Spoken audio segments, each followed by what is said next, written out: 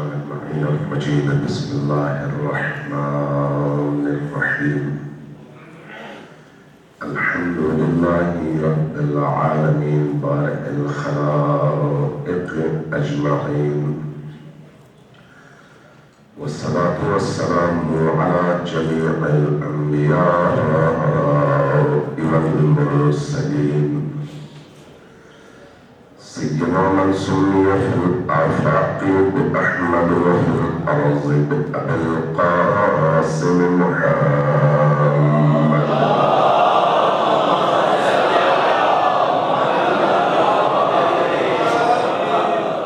والصلاة والسلام على أهل بيته الطيبين الطاهرين المعصومين الميامين، واللعنة الدائمة على أعدائهم أجمعين من يوم عداوتهم إلى قيام يوم الدين. أما بعد، فقد قال الله تبارك وتعالى في كتابه المجيد وهو أصدق القائلين وقوله الحق. بسم الله الرحمن الرحيم. يوم تجد كل نفس ما عملت محضرا ما عملت من خير محضرا وما عملت من سوء تود لو أن بينها وبينه أمدا بعيدا. صلوات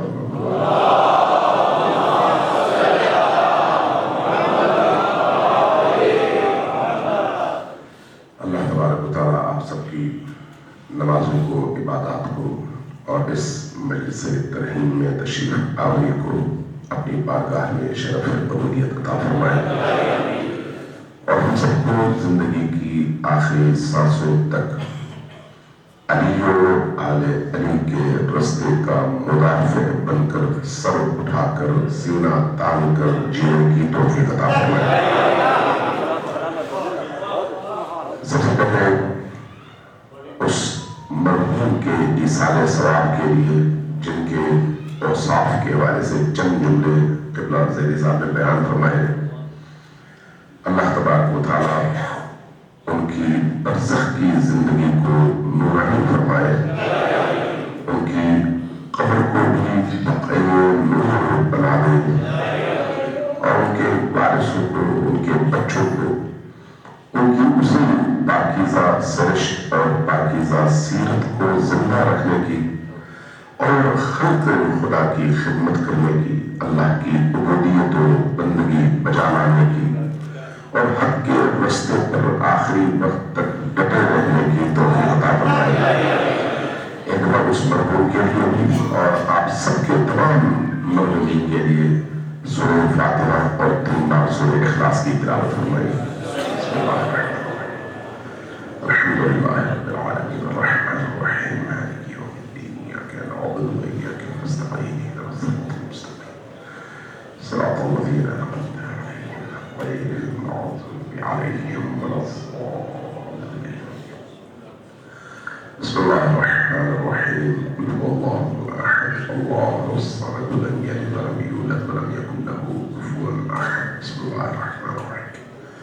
قل هو الله أحد الله الصمد لم يلد ولم يولد ولم يكن له كفوا أحد۔ بسم الله الرحمن الرحيم۔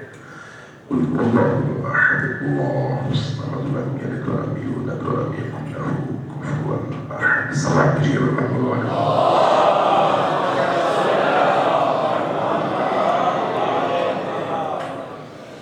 اللہ تبارک و تعالیٰ نے ہمیں اگر خلق کر کے اس عالم میں بھیجا ہے تو ہمارے سامنے 2 چیزیں رکھی ہیں۔ ان 2 چیزوں کی موجودگی میں ہم کبھی بھی گمراہ نہیں ہوں گے. دو چیزیں ہیں, میں اس حدیث کی طرف اشارہ نہیں کر رہا, دو چیزیں ہیں. ان میں سے پہلی چیز آپ کا درست عقیدہ ہے, درست عقیدہ, صاف شفاف عقیدہ. اور دوسری چیز اس عقیدے کے آئینے میں صاف اور شفاف نورانی زندگی بسر کرنا ہے. ہم باقی مکاتب فکر کے نسبت بہت سارے حوالوں سے ہماری جب تعریف کی جائے ان مکتب اہل بیت کی تو تعریف اور بنتی ہے.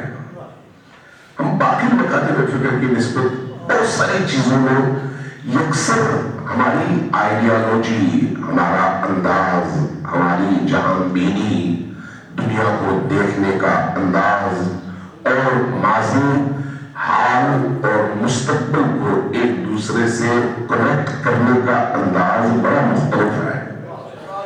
اور اس کی طرف توجہ عام طور پر لوگوں کی نہیں ہوتی. عام طور پر اگر آپ معاشرے میں چلے گئے اور ان سے پوچھیں کہ مسلمان کون ہوتا ہے تو کہیں گے وہ جو کلمہ پڑھتا ہے, وہ جو نماز پڑھتا ہے, وہ جو روزہ رکھتا ہے. شیعہ ہوگا تو اس کو 2-3 چیزوں کا اور اضافہ کر دے گا, وہ جو اہل بیت سے محبت کرتا ہے, وہ جو عزاداری کرتا ہے. بس یہ چیزیں جو ہے اسلام کی تعلیمات کی شکل میں معاشرے میں لوگوں کے اندر رائج ہے, اور اسی کو دین اور اسلام سمجھا جاتا ہے. جبکہ جو دین اللہ تبارک و تعالیٰ نے انبیاء کے ذریعے سے انسانوں کی ایک دوسرے موضوع میں عالم بشریت کی نجات کی ضمانت کے طور پر بھیجا ہے, وہ دین وہ ہے جس کو اپنانے کے بعد انسان فرض سے عرش تک پہنچ جاتا ہے. انسان اس دین کو جب اپناتا ہے تو وہ بظاہر دکھنے میں انسان ہے لیکن فرشتوں کا مسجود بن جاتا ہے. اللہ تبارک و تعالیٰ نے دین انسان کو کمال تک پہنچانے کے لیے بھیجا ہے, ورنہ اس بدن کی نشو و نما سب کی برابر ہے, چاہے وہ ہندو ہو, عیسائی ہو, یہودی ہو, مسلمان ہو, شیعہ ہو, سنی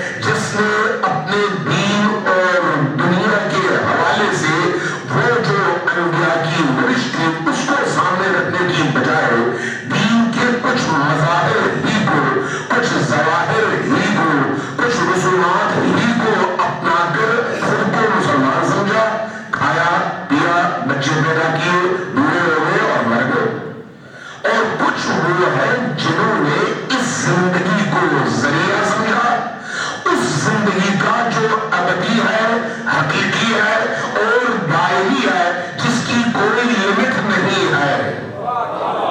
دونوں میں آسمان زمین کا فرق ہے. جو شخص اس آگہی دانش عقل تدبر اور دلیل کے ساتھ اس دنیا میں قدم رکھتا ہے کہ میری زندگی کا ہر ہر لمحہ وہ ہے جس کی ایک قیمت مجھے ملی ہے, تو وہ اپنی زندگی کا ایک لمحہ بھی ضائع نہیں کرتا. لیکن جس کو یہ احساس نہ ہو وہ اپنی زندگی کسی بھی چیز میں ضائع کر سکتا ہے, اس لیے کہ اس کی زندگی کا ہدف معین نہیں ہے. اگر ہم ائمہ اہل بیت علیہ السلام کی زندگی کا جائزہ لیں اور ان سے پہلے نبیوں کی زندگی کا, تو ہمیں ہدف اور مقصد بالکل واضح نظر آتا ہے. وہ مقصد کیا ہے؟ انسان کو اس مقام تک پہنچانا کہ جس مقام پر انسان کو دیکھ کر اللہ قرآن کریم میں کہتا ہے کہ دیکھ لو میں کیسا عظیم خدا ہوں کہ جس نے اس انسان کو خلق کیا ہے. تبارک اللہ احسن الخالقین. کروڑوں انواع ہے مخلوقات کی, لیکن ان تمام انواع میں کسی بھی نوع خلقت پر اللہ نے وہ فخر نہیں کیا جو فخر انسان کی تخلیق پر کیا.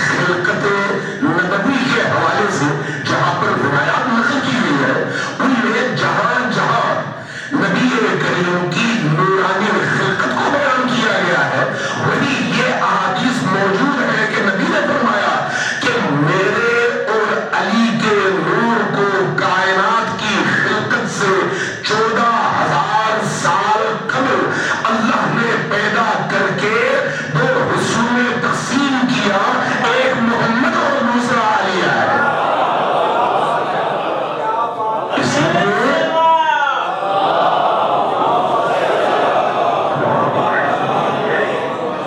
فضائل صحابہ امام احمد بن حنبل کی کتاب ہے، صحابہ کرام کی عظمتوں اور ان کے فضائل پر مبنی ہے۔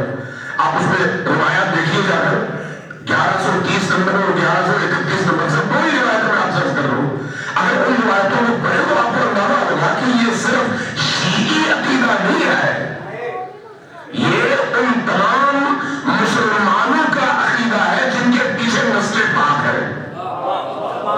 توجہ ہے میں کیا کہنا چاہ رہا ہوں؟ جن کی نسل پاک ہے وہ اس بات سے انکار کر ہی نہیں سکتے کہ نہ محمد علی سے جڑا ہے اور نہ علی محمد سے جڑا ہے۔ اس لیے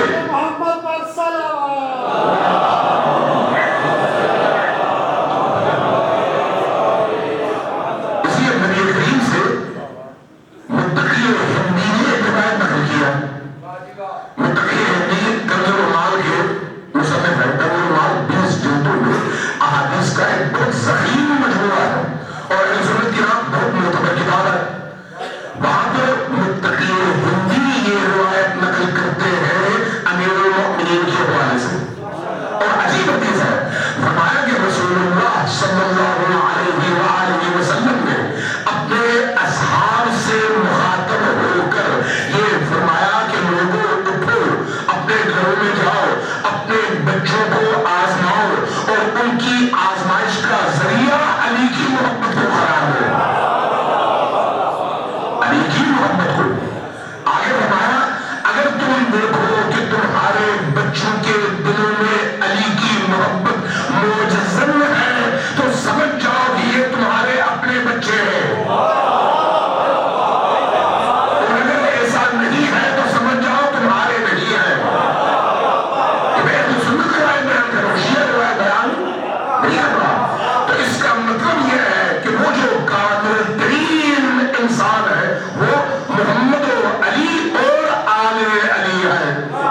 میں اس کی تفصیل میں نہیں جاتا، صرف یہ نقطہ آپ کے ذہن میں بٹھانا چاہتا ہوں کہ یہ ذہن میں رکھیے کہ اس پورے عالم کی تخلیق کا جو مقصد ہے وہ یہ ہستیاں ہیں جس پر شیعہ اور سنی دونوں کا اتفاق ہے کہ لولا کا لما خلقت الافلاک، اگر آپ نہ ہوتے تو کل کائنات کو میں خلق نہ کرتا۔ یعنی تخلیق کائنات کا باعث یہ ہستیاں ہیں۔ آگے میں اس سلسلے کو، روایات کے سلسلے کو بیان کرنا نہیں چاہتا، ٹائم کا۔ اب جب یہ ہے تو اس کے بعد اب آپ نے دین لینا ہے، دین لینا ہے۔ رسول کریم صلی اللہ علیہ وآلہ وسلم نے اپنی پوری زندگی مکمل طور پر اس بات پر وقف کی کہ کسی طرح سے آپ کے سامنے جتنے بھی لوگ ہیں ان کو ہدایت کی راہ پر گامزن کیا جائے، اور اس مقصد کے تحت زندگی کے ہر مرحلے پر جہاں بھی ممکن تھا وہ رستہ آپ نے ضرور بیان کیا جس پر چل کر امت گمراہ نہ ہو، اور اسی کے تسلسل کے طور پر جو آپ کا آخری خطبہ اور آخری بیان ہے وہ بھی یہی ہے کہ لوگوں میں تمہارے درمیان دو چیزیں چھوڑ کر جا رہا ہوں، اگر ان دونوں کو مضبوطی سے پکڑو گے تو تم کبھی بھی گمراہ نہیں ہوگے۔ شیعہ نے بھی نقل کیا اور سنی نے بھی نقل کیا، یعنی ایسا نہیں ہے کہ یہ کوئی شیعہ روایت ہو۔ میں کوشش کرتا ہوں کہ اس طرح کے مباحث میں بالعموم تشیع کے اس عقیدے اور بیان اور بیانیے کو ثابت کرنے کے لیے اہل سنت ہی کی روایات سے استفادہ کیا جائے تاکہ کسی کو تعصب کی دنیا میں آنے کی ضرورت ہی نہ پڑے۔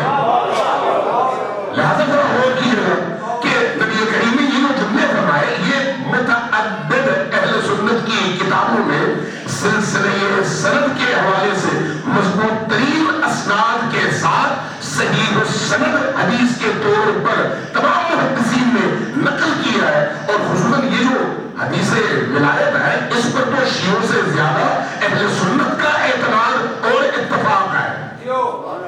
فرمایا کہ انی تارک فیکم الثقلین کتاب اللہ و حکمتی ما ان تمسکتم بہما لن تضلوا بعدی ابدا. جب تک ان دونوں سے وابستہ رہو گے کبھی بھی گمراہ نہیں ہوگے. میں اس روایت میں بحث نہیں کر رہا ہوں, ذرا آگے بڑھتے. یہ جو پکڑنے کا حکم ہے اس کا مطلب کیا ہے؟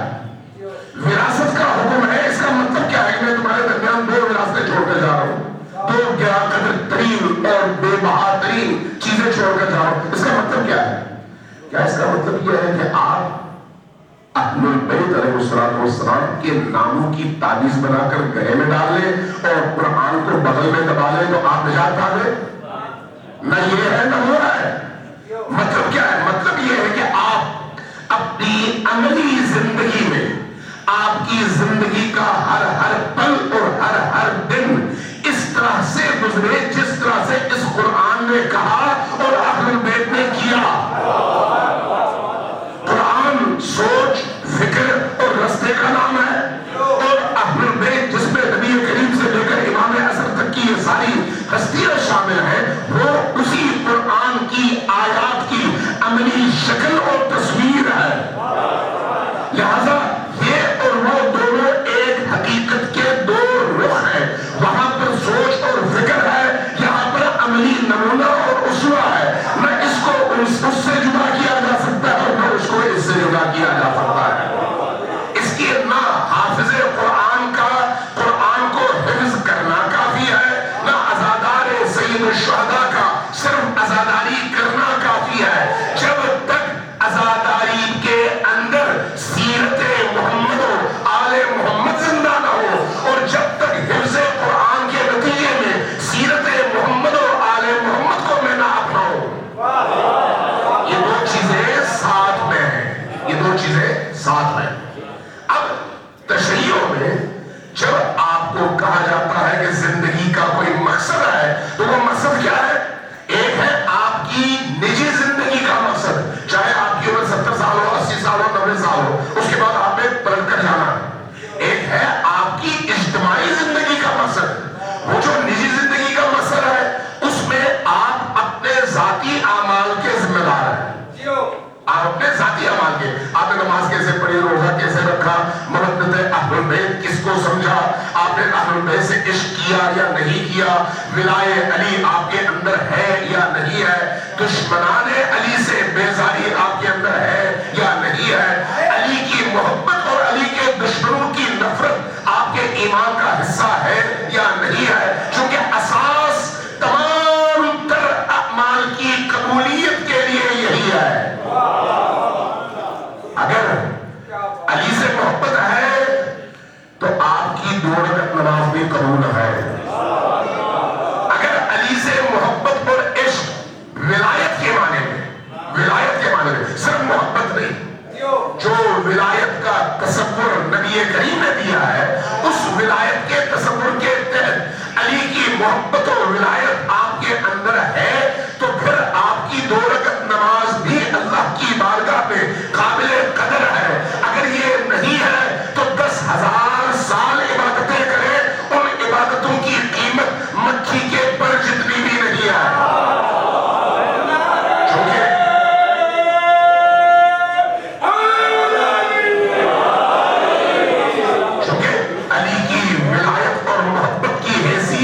عبادات میں ایسے ہی ہے جیسے وضو نماز کے لیے ہے, بغیر وضو کے نماز نہیں ہوتی, چاہے آپ صبح سے شام تک ٹکرے مارتے رہے.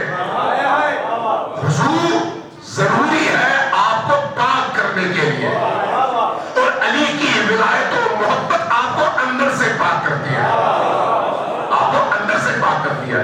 اب ذرا غور کریں اسی امیر المؤمنین کی ولایت کے اوپر. جب آپ کہتے ہیں, عام طور پر سنتے ہیں, اہل سنت بھی اس کو بڑے تمتراح سے بیان کرتے ہیں, شیعہ بھی بڑے تمتراح اور جذبے سے بیان کرتے ہیں کہ امیر المؤمنین کے حوالے سے نبی کریم نے فرمایا کہ من کنت مولاہ فہذا علی مولاہ. ولایت سے مراد علی کی باطنی ولایت بھی ہے اور ظاہری ولایت بھی ہے. باطنی ولایت کا کیا مطلب ہے؟ پورا کائنات، پوری کائنات علی کی ٹھوکر پہ ہے. جیسا وہ چاہے تصرف کر سکتے ہیں اور تصرف کا حق علی کو حاصل ہے. اور دوسرا معنی ظاہری. ظاہری کا مطلب کیا ہے کہ جو منصب، جو حیثیت، جو مقام، جو مرتبہ نبوت کے علاوہ نبی کو حاصل ہے، وہی مقام، وہی منصب، وہی مرتبہ علی کو بھی حاصل ہے. ہم اس کا یہ مطلب لیتے ہیں. ہمارے کوتاہ فکر دوست جب اس حدیث کا ترجمہ کرتے ہیں تو کہتے ہیں کہ نبی نے فرمایا جس کا علی دوست ہے اس کا میں بھی دوست ہوں. تو اب آپ تنہائیوں میں بیٹھ کر سوچئے کہ کیا آپ نبی کو اپنا دوست سمجھتے ہیں؟ اگر آپ نبی کو اپنا دوست سمجھتے ہیں جیسے آپ زیدی صاحب کو اپنا دوست سمجھتے ہیں، کسی اور کو اپنا دوست سمجھتے ہیں، تو پھر آپ کا مطلب آپ ہی کو مبارک ہو. لیکن اگر آپ تنہائیوں میں سمجھتے ہیں کہ نبی شافع محشر ہے، اگر آپ تنہائیوں میں سمجھتے ہیں کہ نبی حجت خدا ہے، اگر آپ تنہائیوں میں سمجھتے ہیں کہ آپ کی جان و مال کا مالک نبی اکرم ہے، اگر آپ تنہائیوں میں سمجھتے ہیں کہ آپ کی اعمال کی قبولیت کا دار و مدار نبی کی محبت اور عدم محبت پر ہے، اگر آپ تنہائیوں میں سمجھتے ہیں کہ آپ کی پوری ہستی تب پاک ہے جب نبی پر آپ کا ایمان ہو، تو پھر یہی وہ ولایت ہے جس کا اظہار نبی نے غدیر خم میں فرمایا اور کہا جس کا میں مولا ہوں اس معنی میں، اسی کا اسی معنی میں علی بھی مولا ہے. صلوات کہیے پر محمد وعلی محمد. صلوات کہیے پر محمد وعلی محمد.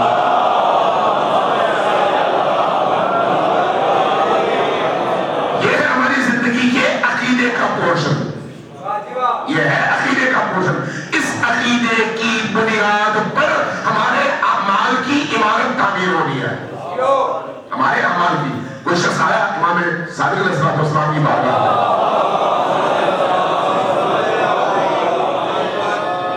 عرض کیا کہ یہ رسول اللہ کیا آپ کا پیروکار گناہ کر سکتا ہے؟ فرمایا ہاں گناہ کر سکتا ہے، گناہگار ہو سکتا ہے. فرمایا کیا ہم اس کو فاسق کہہ سکتے ہیں؟ فرمایا کہ نہیں، تم اس کی ذات کو فاسق نہیں کہہ سکتے، ہاں اس کے بارے میں یہ کہہ سکتے ہو کہ وہ فاسق العمل، یعنی اپنے عمل کے اعتبار سے فاسق ہے. کہا کیوں؟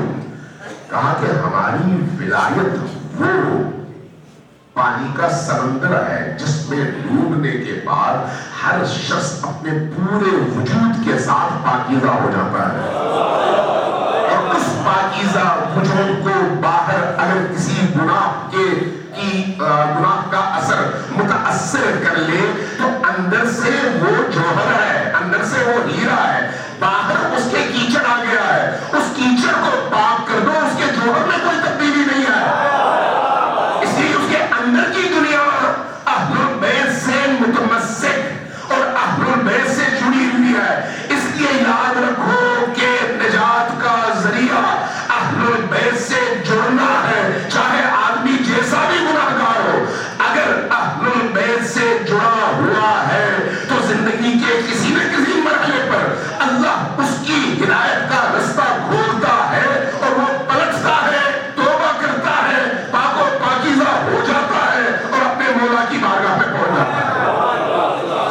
لیکن اگر اس کا خمیر بھی ناپاک ہو، اس کا وجود ہی ناپاک ہو، اس کی اصل ہی ناپاک ہو، اس کے پورے نسب کے سلسلے میں ہی پاکیت اور طہارت موجود نہ ہو، تو پھر آپ اس کو سر سے دھوئیں یا لکس صابن سے دھوئیں یا کسی اور محلول سے دھوئیں، صبح سے شام تک رگڑتے رہے، اس کے اندر پاکیزگی کبھی بھی نہیں آئی، کبھی بھی نہیں آئی. اس لیے جو چیز پہلے مرحلے پر ہمارے تمام تر اعمال اور زندگی کی اساس ہے وہ ہے ہمارے عقیدے کی شفافیت.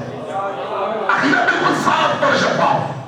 اس صاف اور شفاف عقیدے کے ساتھ جب ہم معاشرے میں قدم رکھتے ہیں تو پھر اس عقیدے کے دفاع کے لیے آپ کو الزامات سہنے پڑتے ہیں، آپ کو دشمنوں کی طعنےبازی آزیاں سہنی پڑتی ہیں، آپ کو دشمنوں کے مظالم سہنے پڑتے ہیں. وہ کیسا شیعہ ہے جو شیعہ ہو بھی اور اس کو مشکلات کا سامنا بھی نہ ہو؟ یہ کیسے ہو سکتا ہے؟ حدیث ہے البلاء للولا، جس کے دل میں ولائے علی ہو اس کے لیے مصیبتیں تیار ہوں گی، مشکلات تیار ہوں گی. پورے تاریخ میں نبی کریم کے اپنے زمانے سے لے کر آج تک پوری تاریخ کا مطالعہ کریں، جتنا ظلم، جتنا ستم علی، آل علی اور شیعیان علی، گروہ علی، طرفداران علی، عاشقان علی، مرائیان علی پر طول تاریخ میں جو مظالم ڈھائے گئے، طول تاریخ میں کسی اور طبقے پر ایسے مظالم کا عشر عشیر بھی آپ کو نظر نہیں آتا. لیکن یہ وہ شمع ہے جس کو اللہ نے جلایا ہے، جس کو اللہ نے جلایا ہے، جس کا آغاز ہوتا ہے بنت فاطمہ سلام اللہ علیہا سے. آپ غور کریں، دیکھیں کتنے لوگ ہیں بیوی کے گھر میں؟ محدود. ان دو ہاتھوں میں، ہاتھوں کی انگلیوں سے آپ گننا چاہیں تو آپ کی انگلیاں ختم ہو جائیں گی، لیکن وہ تعداد ختم ہو جائے گی، انگلیاں باقی رہ جائیں گی، اتنی کم تعداد. لیکن آج اگر پوری دنیا میں دیکھیں تو اسی گھر کا دفاع کرنے والے آپ کو لاکھوں میں نہیں کروڑوں میں نظر آتے ہیں. اور دوسری بات یہ ہے کہ اس وقت آج کے زمانے کے ابو جہل و ابو لہب و نمرود و فرعون و شداد اور باقی تمام غیر خدائی طاقتوں اور طاغوتوں کے مقابلے میں اگر آج توحید کا پرچم اور علی کا کلام، علی کی ولایت لے کر پوری دنیا میں کوئی کھڑا ہے تو وہ علی کی نسل ہی کے جوان کھڑے ہیں. کیا مطلب ہے اس کا؟ اللہ نے وہ جو شمع جلائی ہے ہر گزرتے دن کے ساتھ، اس کی طاقت میں، اس کی روشنی میں، اس کی چمک میں مزید اضافہ ہوتا چلا جا رہا ہے. اگرچہ تعداد کم ہی کیوں نہ ہو، اگرچہ تعداد کم ہی کیوں نہ ہو. آج اگر آپ باقی مسلمانوں کی نسبت تشیعوں کی تعداد دیکھیں تو آپ کو تعداد بہت کم نظر آئے گی ان باقی تمام مسلمانوں کی نسبت. لیکن اگر آج کی فرعونی طاقتوں کے مقابلے میں، آج کے نمرود کے مقابلے میں، آج کے قرآنی اصطلاح کے مطابق طاغوت کے مقابلے میں کوئی کھڑا ہے تو وہ کوئی نہیں ہے الا علی کے بیٹوں کے.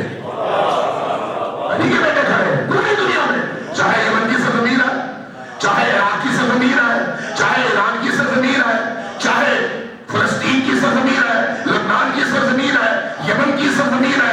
جہاں پر بھی جائیں گے آپ کو نسل کوثر میں سے لوگ نظر آئیں گے جنہوں نے اس پرچم کو بلند بھی رکھا ہے اور اپنے زمانے کے طاغوت کو للکارا بھی ہے. یہ وہی نسل کوثر ہے جس کے پھیلنے اور پھلنے کی نوید اللہ نے قرآن میں بھی اور رسول اللہ نے بیت فاطمہ کی طرف اشارہ کر کے ہمیں بتایا. صلوات بھیجیے پر محمد و آل محمد.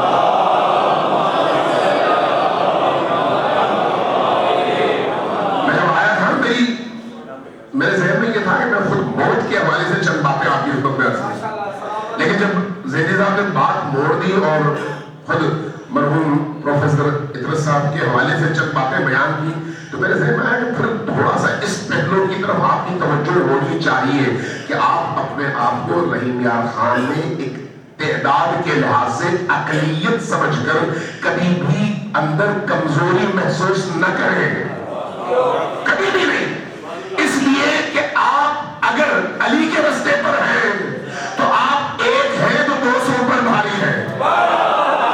اس لیے کہ علی کے رستے پر چلنے والے کے لیے جسم کا بچانا اہم نہیں ہے، ایمان کا بچانا اہم ہے. اور ایمان کے دفاع کی راہ میں سر کٹانا علی والوں کے لیے سب سے بڑا اعزاز ہے. اس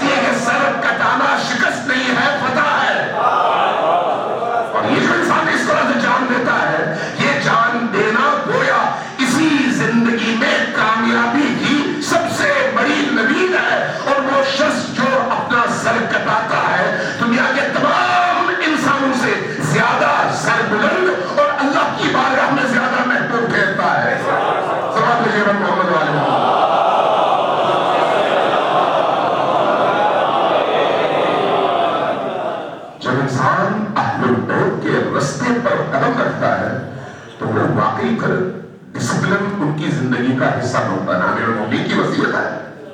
امیر المومنین کا کلام نشر اللہ میں پڑھیے. جیسے شاہ صاحب نے فرمایا کہ وہ بڑے ہی ڈسپلنڈ آدمی تھے. تو ڈسپلنڈ کیوں تھے؟ اس لیے کہ نسل علی میں سے بھی تھے اور فکر علی کے حامل بھی تھے.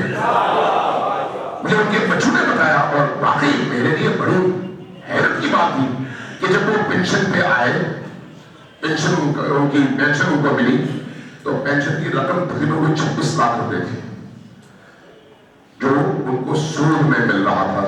سودی پیسہ اس میں شامل تھا. اور انہوں نے اس زمانے میں جب ان کو 26 لاکھ روپے مل رہے تھے, وہ بچے مجھے بتا رہے تھے ان کے کہ سونا اس وقت 510 روپے میں تولا تھا. 510 روپے میں تولا. انہوں نے پینشن کی رقم یہ کہہ کر واپس کر دی کہ میں سید ہوں, میں شیعہ ہوں, میں سود نہیں لے سکتا, سود کا پیسہ حرام ہے, اس لیے میں اپنے گھر میں حرام کو داخل نہیں ہونے دوں گا. کتنی بڑی رقم, ذرا آپ سوچ سکتے ہیں اس قدم کے لیے, اس موقف کے لیے کتنا مضبوط اور غیر متزلزل ایمان کی ضرورت ہے. یہ ایمان کب آتا ہے؟ جب انسان اس دنیا کو حقیقی دنیا کے طور پر نہ دیکھے بلکہ اس کے نتیجے میں ملنے والے انعام کو اپنی ان ذاتی آنکھوں سے دیکھ رہا ہو کہ اصل میری منزل وہ ہے, یہ نہیں ہے. اس لیے رستے کے پھل فروٹ پر وہ فریفتہ نہیں ہوتا, رستے کی چیزوں کو چھوڑ دیتا ہے اور اصل زندگی کی طرف جاتا ہے, اصل زندگی کی طرف. اور ایسا شخص جس کی نگاہ اس عاقبت کی طرف ہو جو روشن ہے, جو نورانی ہے, پھر اس کی ادھر کی دنیا بھی بڑی نورانی ہو جاتی ہے. اس کی نگاہ بلند ہوتی ہے. جب نگاہ بلند ہو جائے, فکر آزاد ہو, شہوانی خواہشات عقل کے کنٹرول میں آ جائے, عقل غالب ہو اور خواہشات مغلوب ہو جائے, تو پھر نہ اس پر جنسی شہوت اثر کرتی ہے اور نہ ہی مالی شہوت اثر کرتی ہے, نہ ہی شہرت کی شہوت اس کو فریفتہ کرتی ہے. ان تمام چیزوں سے انسان آزاد ہو جاتا ہے, انسان آزاد ہو جاتا ہے. عزیزان من, اب میں آتا ہوں 2-4 جملے خود موت کے حوالے سے اور انسان کی زندگی, اس زندگی اور اس زندگی کے درمیان رابطے کے حوالے سے عرض کرنا چاہوں گا. صلوات اللہ علیہ وسلم.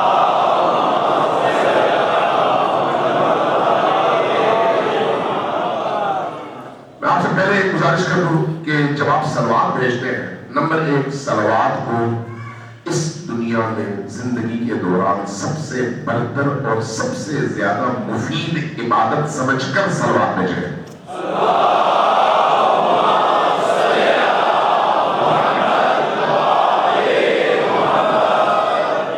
اس لیے کہ روایات ہے, احادیث ہے, میں احادیثی بنیاد پر ہی بات کر رہا ہوں کہ عالم برزخ میں جب آپ جائیں گے تو آپ کو اندازہ ہوگا کہ اس دنیا کی تمام عبادات میں, مستحب عبادات, نفلی عبادات میں سب سے زیادہ اعلیٰ عبادت نبی اور آل نبی پر درود بھیجنا ہے.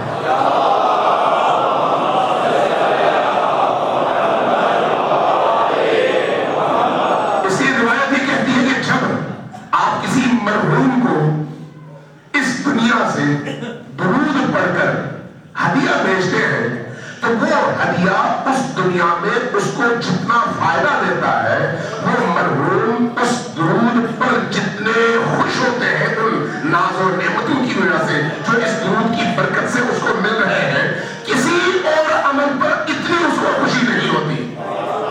اس لیے پہلی بات یہ ہے کہ جب آپ درود بھیجیں تو اپنے مرحومین کی نیت سے صرف اپنے نہیں, جتنے بھی لوگ ایمان کی حالت میں دنیا سے گزر کر چلے گئے ان سب کو یاد کریں, ان سب کو ہدیہ کریں.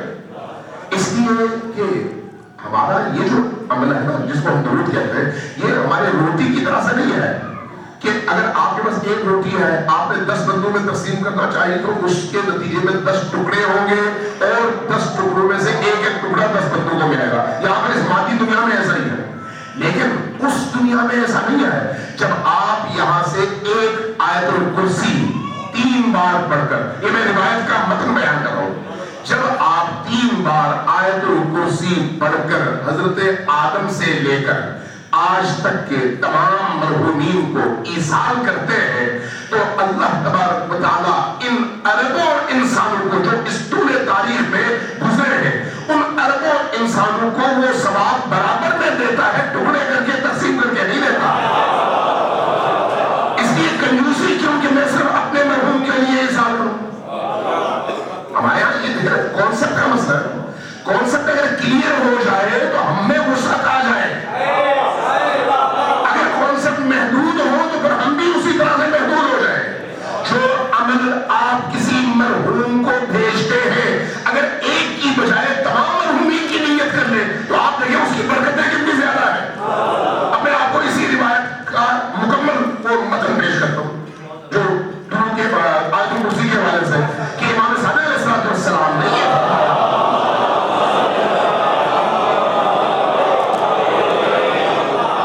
کہ جب کسی مرحوم کے لیے ایصال ثواب کرنا چاہو تو 3 دفعہ آیت الکرسی پڑھو، 3 دفعہ آیت الکرسی۔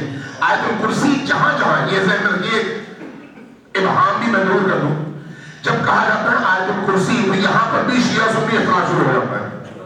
بعض لوگ یعنی شیعہ عام طور پر سمجھتے ہیں کہ ہم فیہا خالدون تک آیت الکرسی ہے، اور اہل سنت سمجھتے ہیں وہو العلی العظیم تک آیت الکرسی ہے۔ اگر غور کریں اور جائیں روایات میں تو آپ کو روایتیں بتاتی ہیں کہ آیت الکرسی سے مراد اللہ لا الہ الا هو الحی القیوم سے وہو العلی العظیم تک ہے، ہم فیہا خالدون تک نہیں، وہو العلی العظیم تک ہے۔ لیکن جن جن اعمال میں جو کہ ہر آیت کا اپنا اثر ہے، اس لیے بعض اعمال میں آپ سے کہا جاتا ہے صرف آیت الکرسی پڑھو، بعض اعمال کے حوالے سے بعض حاجات کی قبولیت کے حوالے سے کہا جاتا ہے آیت الکرسی اور باقی 2 آیتیں پڑھو۔ جب آپ سے کہا جائے آیت الکرسی 2 ہے وہو العلی العظیم تک، جب آپ سے کہا جائے باقی 2 آیتیں ملا کر پڑھو تاکہ تمہاری یہ نیت پوری ہو تو اس سے مراد یہ ہے کہ ہم فیہا خالدون تک پڑھو۔ اب اس روایت میں کیا ہے؟ ہم وہو العلی العظیم تک یعنی آیت الکرسی 3 بار پڑھیں۔ امیر المومنین کا حکم ہے کہ کسی بھی عمل سے پہلے صلوات پڑھے اور بعد میں صلوات پڑھے، تو اس لیے آپ پہلے 3 بار درود پڑھے، آیت الکرسی 3 بار پڑھے، بعد میں دوبارہ 3 بار آیت درود پڑھے۔ پڑھنے کے بعد آپ ہدیہ کریں، یہ ہے امام صادق علیہ السلام کا فارمولہ۔ فرمایا کہ ہدیہ کرو، کس کو؟ فرمایا حضرت آدم سے لے کر اس وقت تک ابھی تک جو لوگ اس دنیا سے چلے گئے، یہ جو 2-4 لمحے پہلے بھی لوگ دنیا سے چلے گئے وہ بھی اس میں شامل ہیں۔ سب کو شامل کرو، سب کو شامل کرنے کا لوگوں کو ایصال کر دو۔ فرمایا کہ اللہ تبارک و تعالیٰ کو تمہاری یہ ادا بہت پسند آتی ہے۔ کیوں؟ اس لیے کہ تم اپنی اس دائرے کو توڑ کر نکلے ہو اور خلق خدا کو فائدہ پہنچا رہے ہو۔ تم نے صرف اپنی اور اپنے عزیزوں کے بارے میں نہیں سوچا، اپنا اور اپنے عزیزوں کو صرف فوکس نہیں کیا، بلکہ تمام دنیا میں ان تمام لوگوں کو تم نے یاد کیا ہے جن کو تم جانتے بھی نہیں ہو۔ اللہ جب تمہارے عمل کی اس وسعت کو دیکھتا ہے تو وہ تو پھر دینے والا ہے۔ اگر میرا بندہ اگر اس وسعت کے ساتھ سب کے لیے سوچتا ہے تو پھر میں اس کو کیوں نہ عطا کروں؟ نتیجہ کیا ہے؟ 2 چیزیں ہیں نتیجہ، 2 چیزیں۔ اگر اخلاص کے ساتھ ایک آدمی یہ کام کرے تو پہلا جو کام اللہ کرتا ہے وہ یہ ہے کہ اس کے ان 3 دفعہ آیت الکرسی پڑھنے کے نتیجے میں اس آیت کے ہر حرف کے بدلے میں اللہ ایک فرشتہ تخلیق کرتا ہے، اور وہ فرشتہ قیامت تک یعنی قیامت کے دن تک اس شخص کے لیے برابر استغفار کرتا رہتا ہے۔ آپ نے صرف 3 بار آیت الکرسی پڑھی ہے، لیکن اب اگر روز آپ یہ کام کریں تو پھر ہر روز یہ تکرار ہوگا اللہ کی طرف سے کہ انسان کے اس ایک آیت الکرسی 3 بار آیت الکرسی پڑھنے کے نتیجے میں ہر حرف کے بدلے فرشتہ تخلیق ہوگا، اور وہ اس شخص کے لیے تا قیامت مغفرت کی دعا کرتا رہے گا۔ اور دوسرا، اس آیات الکرسی 3 دفعہ آیت الکرسی پڑھنے کا جو ثواب ہے وہ اللہ تبارک و تعالیٰ ان تمام مرحومین کو برابر میں عطا کرے گا۔ 2 باتیں ہوئی۔ اور تیسری بات، یہ امام صادق علیہ السلام کی روایت ہے، بڑی عجیب روایت ہے۔ فرمایا، سلام ذرا اونچی آواز سے بھیجا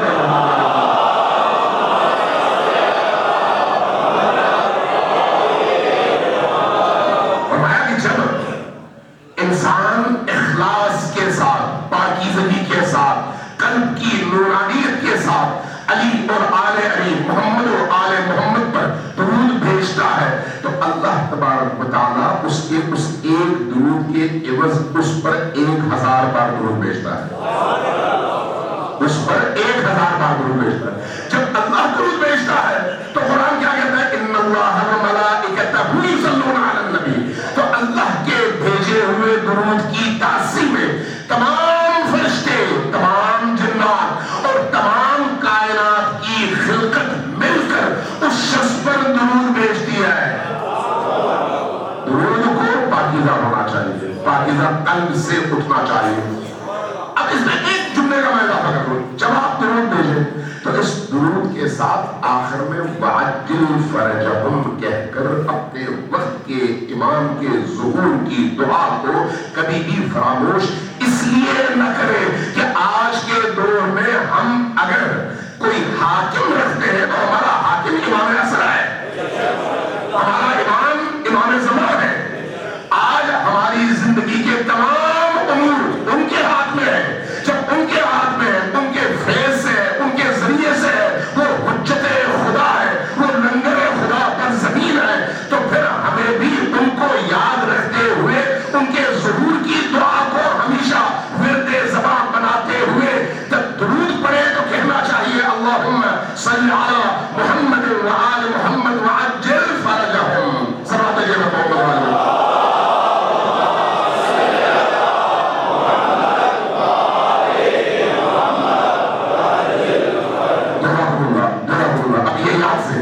اس کے بعد کبھی بھی جب درود بھیجے تو وعجل فرجہم کو بھولیے مت. اسی وجہ ایک اور بات بھی رض کرو جو ہمارے فائدے میں ہے. آپ ہماری اسی زندگی کے روزمرہ اعمال کا اگر یہ حصہ بن جائے یقیناً یہ کتنا اس کا فائدہ ہوگا.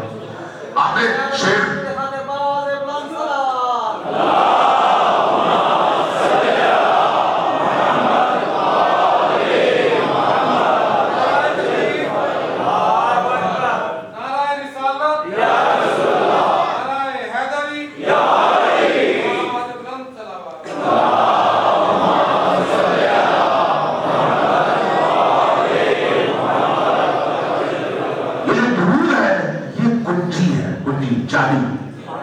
آپ کسی بھی نعمت تک پہنچنا چاہیں، چاہے وہ اللہ کی رحمت ہو، اللہ کی مغفرت ہو، اللہ کی ستانیت ہو، اللہ کی عطا ہو، کوئی بھی چیز جو کائنات میں کوئی بھی چیز اللہ کے بغیر کوئی نہیں. چاہے آپ کی سانسیں ہی کیوں نہ ہو، آپ کے دلوں کی دھڑکن ہی کیوں نہ ہو، آپ کے پلکوں کا جھپکنا ہی کیوں نہ ہو، آپ کے ذہن کے سوچنے کی صلاحیت ہی کیوں نہ ہو، آپ کے بولنے کی صلاحیت ہی کیوں نہ ہو، اگر ایک لمحے کے لیے اللہ کی عطا کا تسلسل رک جائے تو نہ میں ہوں نہ آپ ہے. اس لیے ہماری زندگی کے روز و شب میں جتنی بھی اللہ کی نعمتیں ہیں ان تمام نعمتوں کے تسلسل اور اس میں اضافے کا جو دروازہ ہے اس دروازے پر ایک تالا ہے اور اس تالے کی چابی ہے درود میں محمد و آل محمد.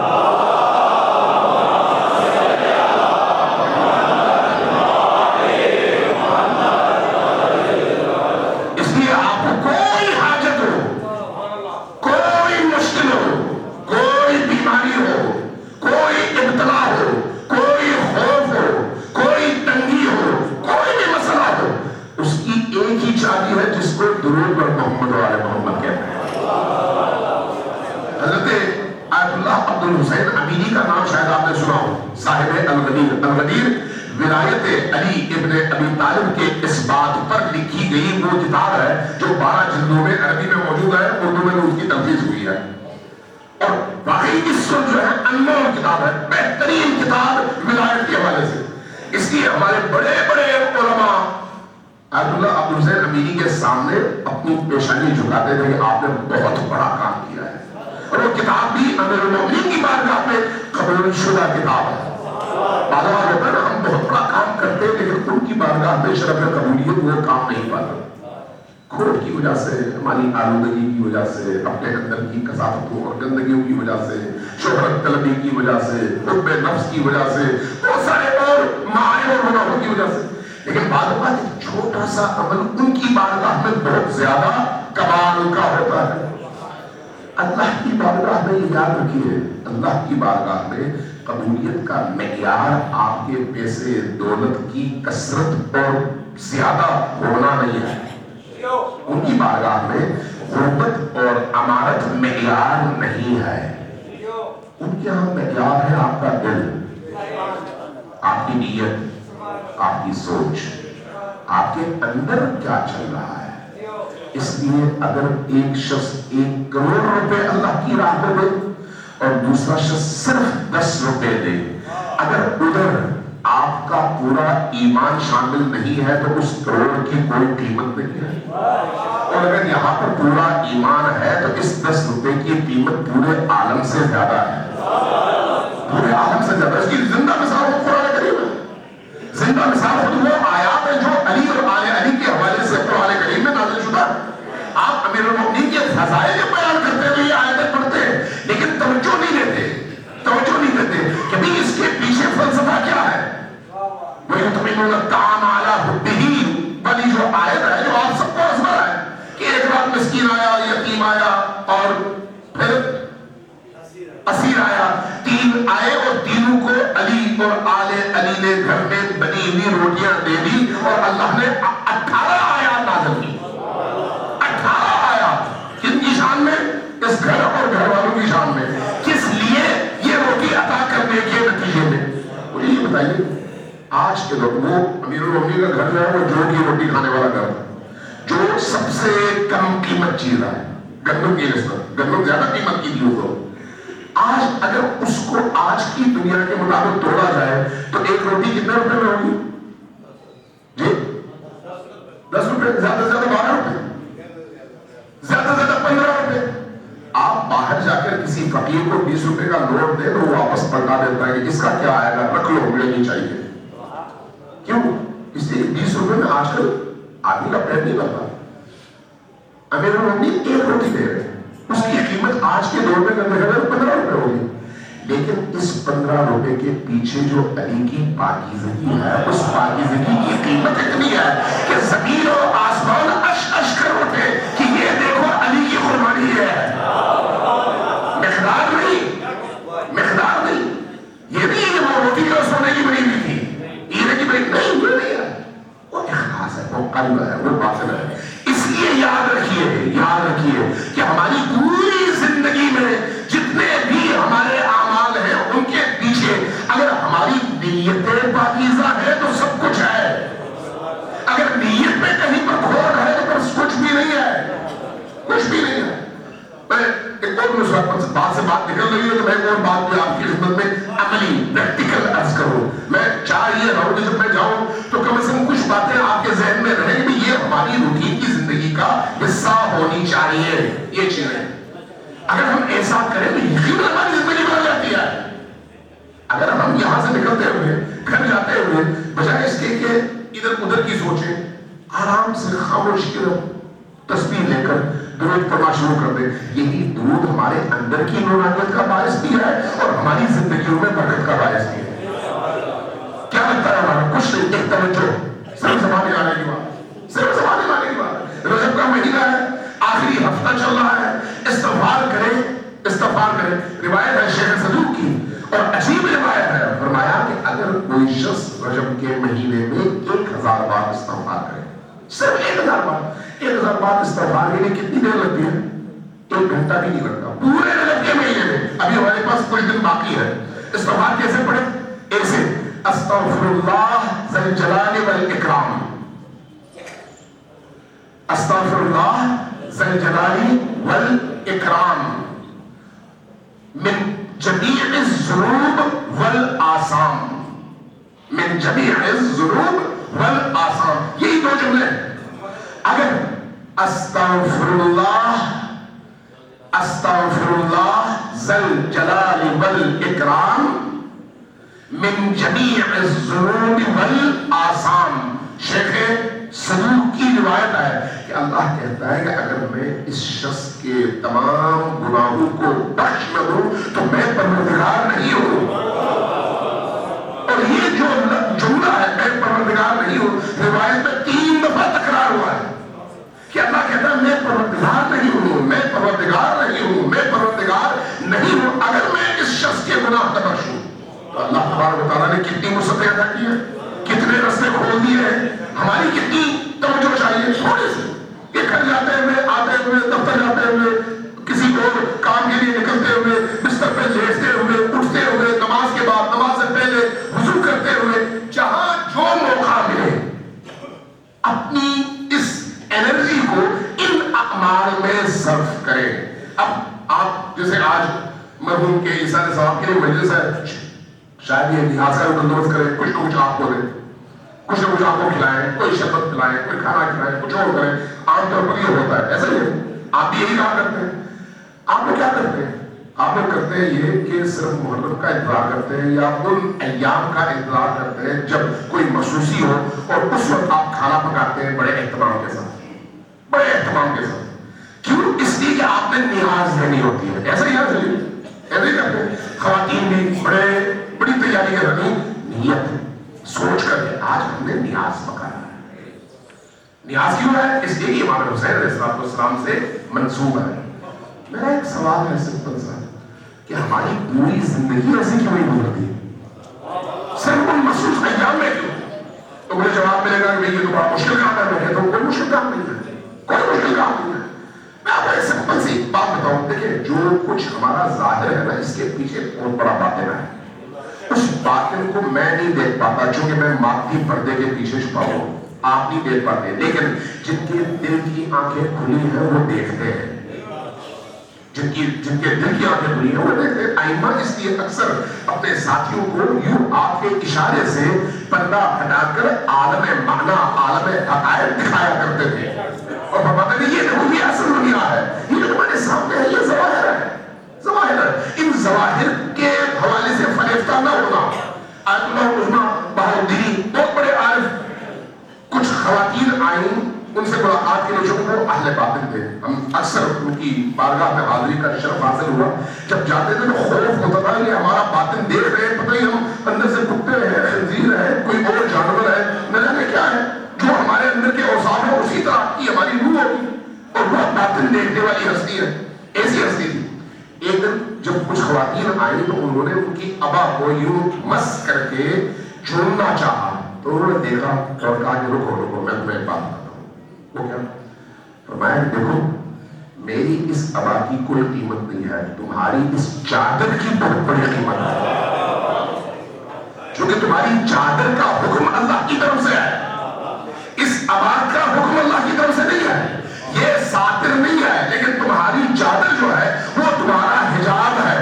اگر باطن تمہیں دکھا دو, ذرا توجہ دیجیے, اگر باطن تمہیں دکھا دو پردہ ہٹا کر کہ اس چادر کے اندر رہتے ہوئے گرمی میں جو تمہیں اندر پسینہ آتا ہے اور اس پسینے میں تم غرق ہوتی ہو اور تمہیں اندر سے تکلیف ہوتی ہے, عالم معنی میں تمہارے اندر کتنی بڑی نورانیت اللہ پیدا کر دیتا ہے, تو تم حیران ہو جاؤ گی.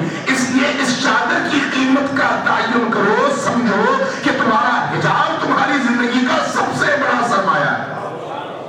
یہ کیا چیزیں ہیں؟ عملی چیزیں, عملی چیزیں. اب آپ اسی نیاز کے حوالے سے دیکھ لیں, ہمارے استاد تھے, وفات پا گئے کچھ عرصے پہلے, آیت اللہ مجتہدین تہرانی, بڑے ہی اہل باطن استاد. ان کے ایک شاگرد نے یہ واقعہ ان کی وفات کے بعد بتایا. کہنے لگے ایک دن میں نے ان کو دعوت دی اپنے گھر کھانے کے. گھر پہنچے, کھانا تیار تھا, تو وہ دعوتوں میں عام طور پر نہیں جاتے تھے, لیکن ہم ان کے شاگرد تھے اور ہمیں وہ جانتے تھے. جانتے اس معنی میں کہ جس نے دعوت دی ہے وہ پاکیزہ انسان ہے, اس کے گھر میں خوراک پاکیزہ ہے, کیونکہ ان چیزوں کا بڑا خیال رکھا جاتا ہے آپ نے مانا کے. کہنے لگے آگے گھر دسترخوان سجا, ہم نے کھانا لگایا, انہوں نے ایک دفعہ تھوڑا سا کھانا لیا, کھایا, اس کے بعد خلاف معمول دوسری دفعہ کھانا لیا. مجھے بڑی حیرت ہوئی, میں ایک عرصے سے ان کا شاگرد ہوں, آج انہوں نے 2 دفعہ کھانا لیا, وجہ کیا ہے؟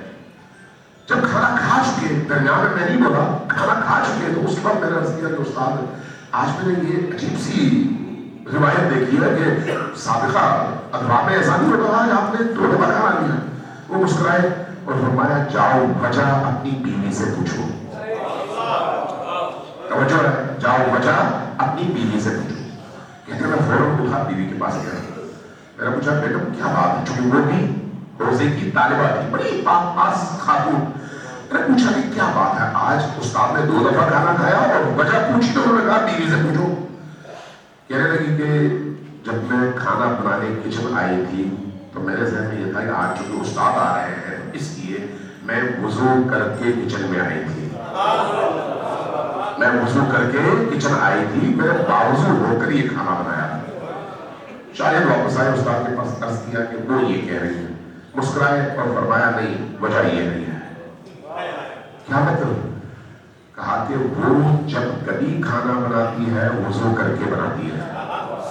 کبھی ملے نہیں ہے, کبھی تاغرا نہیں ہوا, کبھی گفتگو نہیں ہوئی. کہا کہ وہ جب بھی کھانا بناتی ہے وضو کر کے بناتی ہے. جاؤ اصل وجہ پوچھو. آگے دوبارہ واپس آئے ان بہنوں کے پاس, عرض کیا کہ استاد تو یہ کہہ رہے ہیں. وہ رو پڑی. کہا کہ جب میں آج کھانا بنانے آئی تو چونکہ استاد آ رہے ہیں اور اتنی بڑی شخصیت ہے, تو جب میں سبزیاں کاٹنے بیٹھی تو میرا ذہن کربلا کی طرف چلا گیا. جیسے ہی کربلا سے میرا ذہن متصل ہوا, امام حسین کی بارگاہ میں میرا ذہن پہنچ گیا, تو میں نے چند جملے امام حسین علیہ السلام کے مرضیے کے پڑھے. پھر اس کے بعد نیت کر لی کہ آج جو کھانا میں بناؤں گی یہ امام حسین علیہ السلام کی نیاز کی نیت سے بناؤں گا. چونکہ میں نے اس نیت سے یہ کھانا بنایا ہے, اس لیے ہو سکتا ہے آپ کے استاد نے یہ بات کہی ہو. واپس آئے, استاد سے کہا کہ بیٹوں کو یہ کہی ہے. کہا کہ ہاں وجہ یہی ہے, اس لیے کہ امام حسین کے نام پر جو کھانا بنتا ہے اس کے اندر ایک خاص قسم کا نور اللہ پیدا کرتا ہے. ایک سوال ہے کہ آپ روز ناشتہ کرتے ہیں, روز دوپہر کا کھانا کھاتے ہیں, روز رات کا کھانا کھاتے ہیں. آپ کی بہن ہوگی, بیٹی ہوگی, ماں ہوگی, بیوی ہوگی جو یہ کھانا بناتی ہے. کیا یہ نہیں ہو سکتا کہ ہم ان سے کہیں کہ روز وضو کر کے کھانا بناؤ اور روز چاہے ناشتہ بناؤ, دوپہر کا کھانا بناؤ, پانی حتیٰ پلاؤ, چائے حتیٰ پلاؤ, لیکن نیت کر لو امام حسین کے نام پہ نیاز ہے. آپ کی پوری زندگی معنوی گزرے گی. آپ جب توجہ سے کریں گے تو آپ یہ سارے کے سارے اعمال آپ کی روح کی پرورش کا ذریعہ بن جائیں گے. آپ کی روح کی پرورش کا ذریعہ, اور یہی وہ معنویت ہے جو آپ کی اس دنیا کو بھی اور اس دنیا کو بھی نورانی کر دیتی ہے. سلام بھیجیے محمد والے.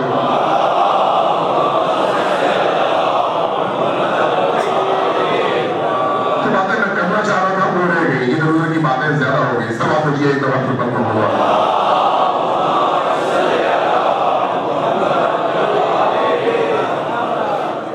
یاد رکھیے اہل بیت علیہ السلام کی محبت کی صورت میں جو انعام, جو دولت اللہ نے ہمیں عطا کی ہے, مجھے, آپ کو, ہم سب کو, پوری کائنات ایک طرف, اس دولت کا کوئی نعمت بدل نہیں ہے. پوری دنیا کسی کو مل جائے اور یہ چھن جائے تو وہ سب سے زیادہ خسارے میں ہے, اور اگر پوری دنیا چھن جائے اور یہ نعمت رہ جائے وہ سب سے زیادہ کامیاب انسان ہے. اس لیے یہ دولت ایسی دولت ہے. امام صادق علیہ السلام کی روایت کو ہی میں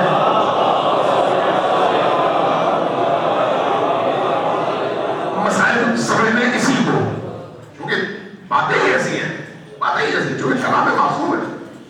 ہمیں کیا ضرورت ہے کہ ہم ادھر ادھر سے مختلف چیزیں لا کر زبردستی لوگوں کو رلانے کی کوشش کریں, جبکہ اس زبان عصمت سے جو چیزیں آئی ہیں وہی اتنی ہے کہ آپ کی تمام روح کی کثافتوں کو آنسو کی صورت میں دھو کے پاک کر دیں. کم نہیں ہے. بی بی عالم کے حوالے سے, عالم محشر کے حوالے سے امام صادق علیہ السلام فرماتے ہیں کہ جب محشر کا میدان جمے گا, توجہ دیجیے, جب محشر کا میدان جمے گا تو اس میدان میں حضرت آدم سے لے کر آج تک کے, قیامت تک کے تمام انسان محشر میں جمع کیے گئے. تمام کے تمام, یعنی جو آج برزخ کی دنیا ہے, حضرت آدم بھی برزخ میں ہے, حضرت نوح بھی برزخ میں ہے, فرعون بھی تو اسی دنیا میں ہے جس کو ہم برزخ کہتے ہیں, نمرود بھی اسی دنیا میں ہے, آج کا جو مرحوم ہے وہ بھی اسی دنیا میں ہے. یعنی برزخ وہ عالم ہے جس میں اول خلقت آدم سے لے کر آج تک کے سارے لوگ موجود ہیں, اور عالم آخرت میں ان تمام انسانوں کو جمع کیا جائے گا جو کھربوں کی تعداد میں ہوں گے, کھربوں کی تعداد میں. امام فرماتے ہیں کہ جب محشر سجے گا تو لوگ رو رہے ہوں گے, मुस्तरिब होंगे, परेशान होंगे, आंसू बहा रहे होंगे कि अब हमारे साथ क्या होगा, क्योंकि हम वहां से कुछ लेकर नहीं आए। उनके दरमियान अहले इस्लाम भी होंगे, अहले ईमान भी होंगे, काफिर भी होंगे, मुशरिक भी होंगे, ये सब के सब होंगे। नबी करीम पुकारेंगे, बेटी फातिमा कहाँ हो?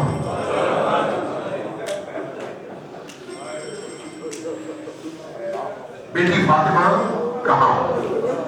जैसे ही आवाज उठेगी, सारा महशर सर उठाकर मुस्तैद होकर देखना शुरू कर देगा कि जवाब कहां से आता है।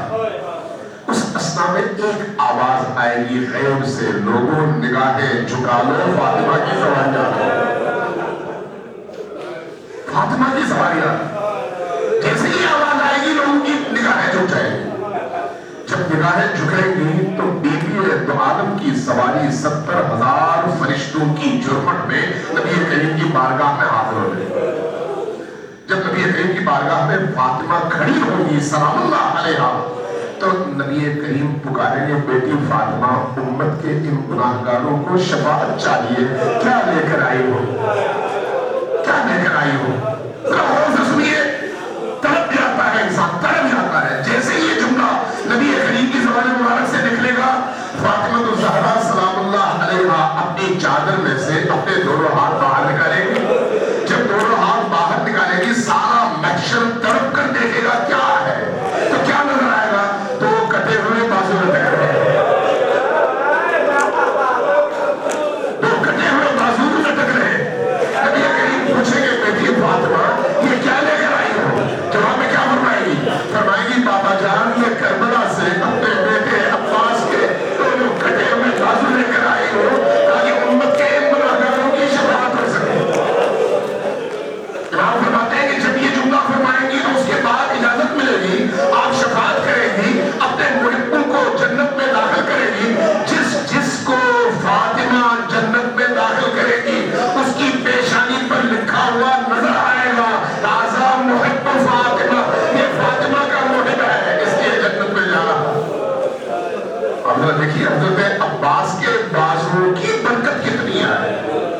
वो अब्बास जिसने करबला में 2 बाजू दिए और आज तक करोड़ों बाजू उनकी बारगाह में जो बसते हैं, तो अल्लाह उन हाथों को खाली नहीं लौटाता। वो अब्बास जिन्होंने अपनी एक आंख पर तीर खाकर अल्लाह की राह में दे दी, तो उसके बाद आज करोड़ों आंखें उस बारगाह में उठती है और कोई आंख वापस खाली नहीं लौटती, अल्लाह की तरफ से आता जरूर होती है। वो अब्बास हुई, जब कभी नजफ से करबला जाते थे तो करबला जाके पहले हाजिरी देते थे हजरत अब्बास के दरवाजे पर, बाबुल किबला में खड़े हो जाते। मैं उस जमाने में गया था जब बाबुल किबला के बाहर होज था और होज के दरमियान एक अलम था, अलम के साथ एक मशकीजा लटका होता था और उस मशकीजे में से पानी छिद छिद कर नीचे गिर रहा होता था। तो गोया